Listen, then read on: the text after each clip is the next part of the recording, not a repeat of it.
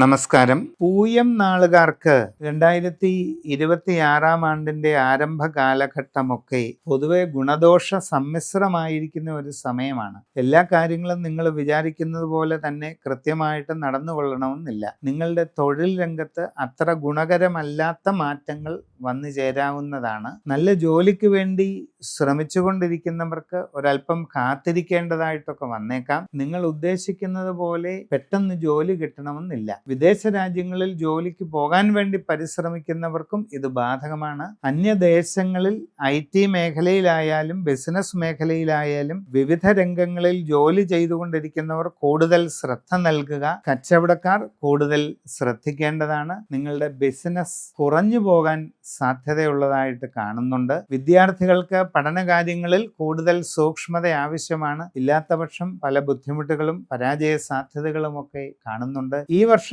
നിങ്ങൾ നിങ്ങളുടെ ബന്ധങ്ങൾ ഭംഗിയായി നിലനിർത്തിക്കൊണ്ടു പോകുന്ന കാര്യത്തിലും കൂടുതൽ ശ്രദ്ധ വെക്കേണ്ടതാണ്.